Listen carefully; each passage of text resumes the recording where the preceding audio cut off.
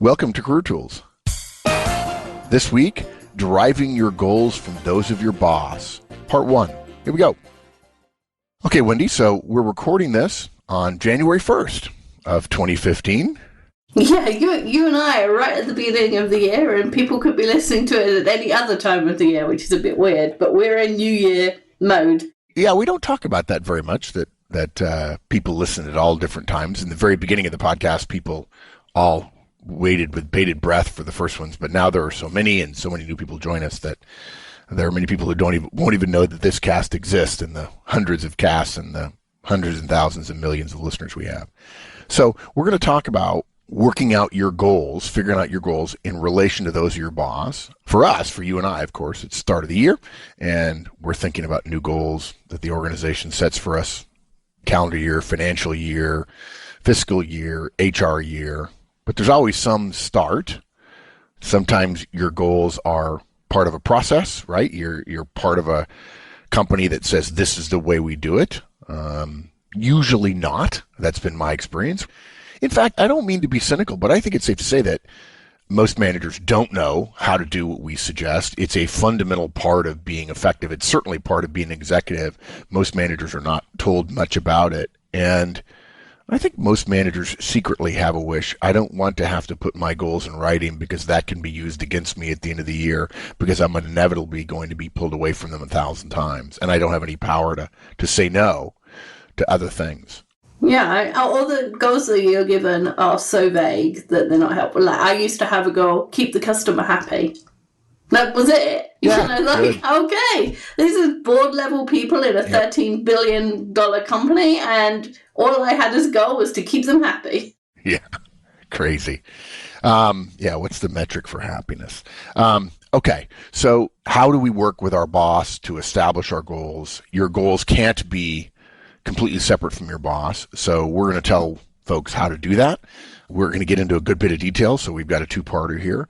So walk us through the outline. Okay, so first of all, we're going to schedule time to talk about the goal, our goals, the boss's goals with the boss. In that meeting, we're going to try and find out what our boss's goals are, whether they've been written down, whether they've come from the company, or whether he's just making them up, but it doesn't matter. And then we're going to break down his goals in order to decide what we should be doing. We're going to divide them into 4. And then we're going to set our goals, and then we're going to go back to him and show him how our goals support his, in order for him to approve them, sign them off, bless them, whatever. Right. Now, it's interesting, scheduled time to talk about goals. And I suspect, unfortunately, many people are going to get less than a great answer from their boss. And so we may have to do another cast. I mean, we've talked about this, but we have to do another cast about what do you do if there's no communication from your boss? Yeah. That's too bad. But folks, we understand that might occur to you, and we're hopeful that your boss will respond the right way, and that's what this cast is about. So let's talk about scheduling time. Yeah, so we can't talk, yearly goals is a big topic, so you can't talk about it in the corridor or, in an offhand conversation, especially for those of us who have bosses who like to prepare before meetings. Like, you don't want to ambush them and go, okay, what's my yearly goals? Because they won't say anything, because they won't have anything to say, because they haven't thought about it yet. So you need time to prepare, and your boss possibly needs to prepare, depending on what kind of personality they have or what kind of style they have. And you probably want to find out from your boss if he or she is going to be given goals from their boss, because you can't have this conversation before that happens, and you don't want to have it too long after that happens. So if you can find out when that conversation is going to happen, or even if it's going to happen, that helps you with scheduling the meeting. And it's entirely possible that you're listening to this, let's say in January, and your boss already got his goals or her goals in December, and it make it easy. Or they say, well, I don't really get a lot, or it doesn't happen until February, so come and talk to me then. I know one company where nothing happened in January, and this is a big company because everybody was busy writing annual reviews, and it was such a political process. Literally nothing of any importance got done in January other than basic customer service. So You're not going to be able to control that, guys. There's nothing you can do about it. And this is a process which many people get frustrated by, that, oh, my boss isn't taking care of me. He or she doesn't tell me what it is I need. I really need this in order to be aligned with him. And we can assure you, in 90% of those cases, your boss feels exactly the same way about what her or his boss is giving to him or her. And so you can rail against your boss all you want that they may not have what you might like, but don't be surprised if they're in the same boat that you are, and there's not a lot they can do about it. Yes, it may be true that everybody else's boss does a good job and yours is the one, but don't assume that yours is the one, because far more often he or she is getting treated the same way by their boss. Okay? So once you know that your boss has her goals, what do you do? So you want to ask for a meeting about a week later. You don't want to have the meeting immediately, because she needs time to think about the goals and kind of assimilate them and work out, how she's going to achieve them with the team she has. And on the other hand, you don't want to wait too long, because you want to be part of the process. You don't want it all to have been set in stone and then not be able to have your input. And if this is the first, if you ask for a meeting, you only need 15 minutes for her to say, yes, these are the goals that I've got for our team for the next year. But if she asks you why, because people are often, if you send a meeting notice that says yearly goals, your boss is going to say, okay, what do you want to talk about? And so an answer like, I want to get better at aligning my goals with yours and the organization in general. I'm going to ask you for a meeting to discuss it. You want to have an explanation ready, because the likelihood of you being asked what this meeting is about is high. Right. And then after that, once you know that she has her goals, you ask for a meeting about a week later and say, okay, you don't want to ask for the meeting immediately. You don't want to pounce on her, because she needs time to think about it, work out how she's going to achieve it, and so on. But, a week is probably fine. A month is probably too long. Don't be surprised if you get pushback. If your boss is getting less than clear guidance and your boss doesn't know what he's going to do, and then your boss feels pressure from you. And I know you think, well, my boss won't feel pressure from me. But yeah, they do. And they don't know what to tell you. And they're worried that if they put you on the wrong path, that they'll have to change your path in a month or 2 months or whatever. Don't be surprised if this doesn't go smoothly, because your boss is feeling pressure from below, from you, and we recommend you do it in the nicest way possible, but they're not feeling like they're getting clear guidance, and not every boss is ready to say, well, to heck with my boss. He's not going to give me guidance. He just says I'm supposed to know it. That's what the average director would say to a manager. That's what the average senior manager would say to a manager. Look, just figure it out. Okay, it ought to be obvious. This is your role. You ought to be able to figure it out, and I'll judge you at the end of the year, not only based on whether you achieve your goals, but whether or not you set the right ones. And so don't be surprised if your boss is not as forthcoming as you want to be. And at the same time, even though you're applying a little bit of pressure, your boss is going to be pleased that you're doing what any professional subordinate would do, which is, hey, where are we headed? And how do you want me to align with you? And what are the things you're going to measure me against? And can't wait more than a month, because hopefully there'll be some give and take, and you want to be part of the decision-making process rather than just your boss throwing some numbers over the transom at you. So, guys, don't be put off. Ask nicely. It may not happen. We'll cover how to do that later, right? If for some reason your boss doesn't give you any guidance, you're going to have to, if you'll pardon the expression, pull on your big boy pants and make a decision. And you could be wrong. You could achieve all your goals in a year where your boss doesn't tell you what your goals should be, and then have your boss say, oh, you chose the wrong goals. And you could blame your boss partially for that. And you could say, well, okay, I'm not as good as I wanted to be. So, okay, now we need to find out what the boss's goals actually are. Yeah.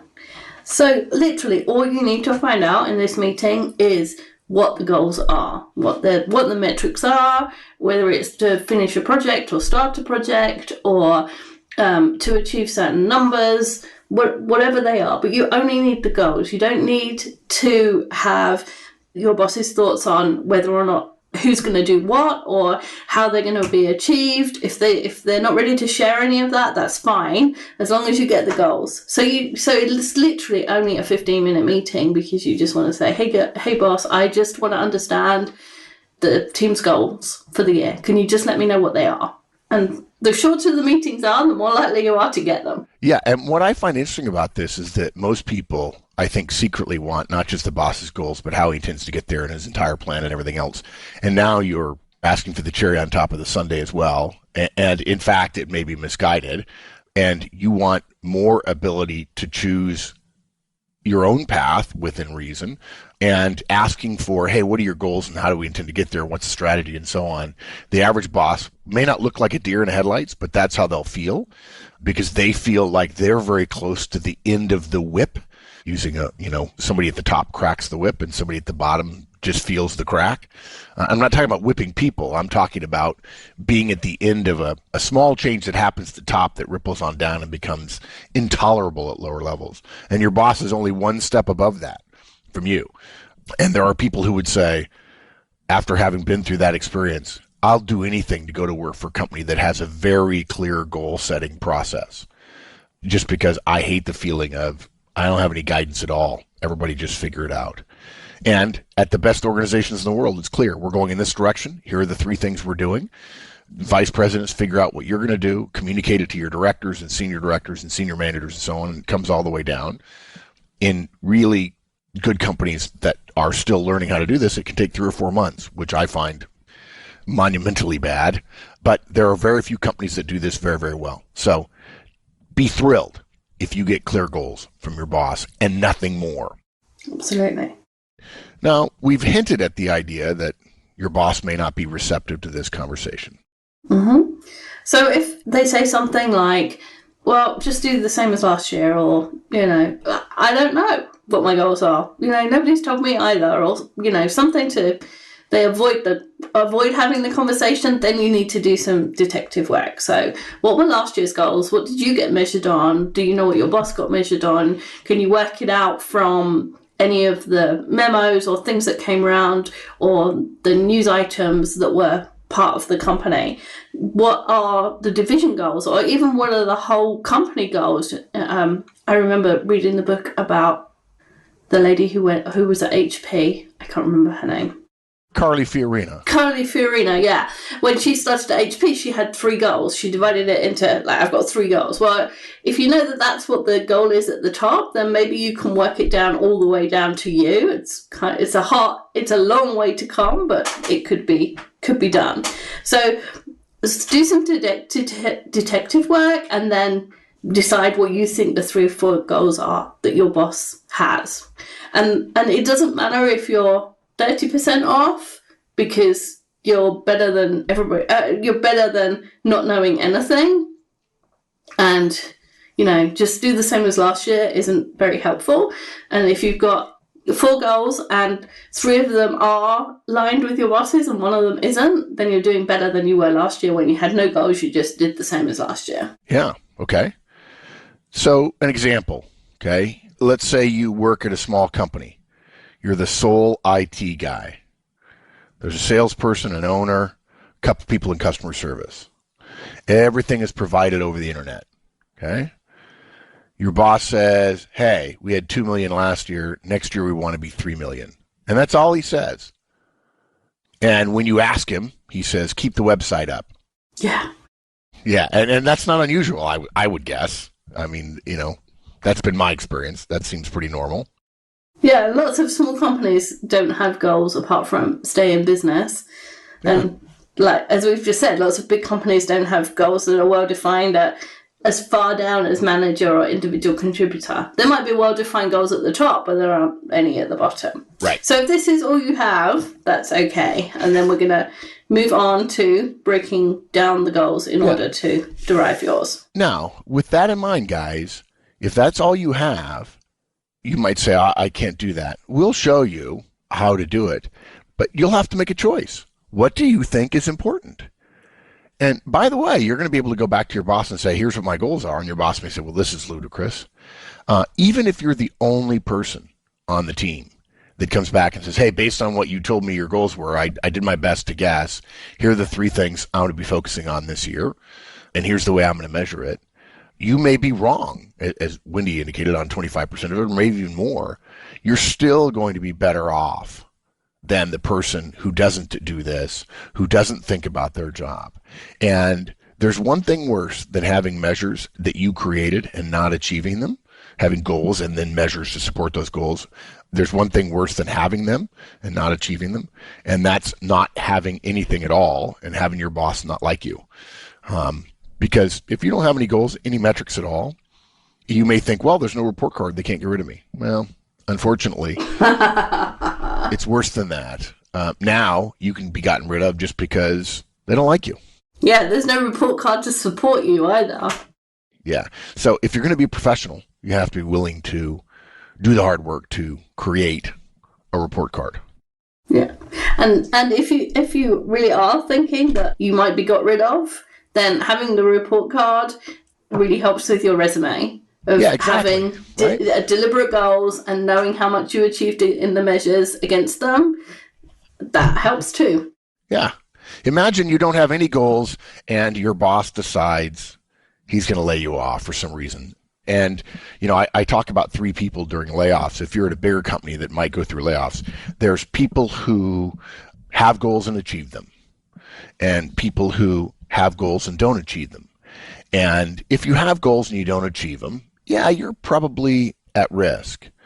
If you have goals and achieve them, you're probably fine. But in the group in the middle, there's a bunch of people who don't have goals. And you think that helps you when in fact it hurts you because you have nothing to support you. If for some reason you get laid off and you came up with your goals, and there were, let's say, 5 of them, and you achieve 4 of them, you can put that on your resume.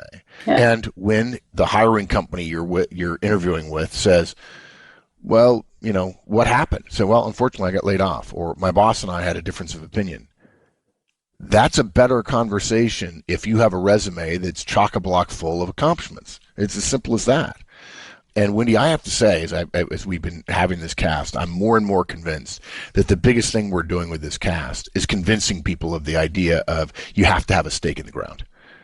And we're providing a process for how to put that stake in the ground, but there will be many people who will listen and go, well, I can't do that, or I don't want to do that, or there's political risk with that, and so on. And they're right, although those things are potentially problematic, and there's also potential risk with not having it, and everybody just wants to whistle by the graveyard, when in fact, this is what professionals do. You create a different type of risk, a clearer type of risk by having clear goals. But I'll tell you something else. 6 months from now, when somebody asks you to go to a meeting that doesn't support your goals, and your boss is ambivalent about whether you should go or not, you could say no. Mm-hmm. And you'll know why. If you feel sometimes like everybody's going in 30 different directions, it's because a lot of people don't have goals or don't believe that their goals matter enough to be able to stand up to somebody and say, no, we're not going to do that. One of the differences between managers and executives is executives say no. And too many managers mistakenly believe that executives say no simply because they have the power to do so. Yes, there are executives who do that for that very reason. But the vast majority of good executives say no because they look at the request, they look at the opportunity and say, that's not an opportunity that we were going to commit to, and I can't do everything. And one of the most important things I do is say, there are some things I'm not going to do. It's really as simple as that. And maybe this is a good time to end this cast at this point, simply because we've made the case about why, and now we're going to go through breaking down his goals. Does that sound good? It sounds good. Good. Okay. So, folks, like we said, this is part 1. Come back from part 2. We'll break down your boss's goals in more detail, talk about what comes into your area of responsibility, and so on. Thanks, Wendy. Thanks. Bye, everyone. That's it. Thanks, everybody. Come back next week for the conclusion of the show, starting off 2015, talking about goals and how to work toward them. See you then.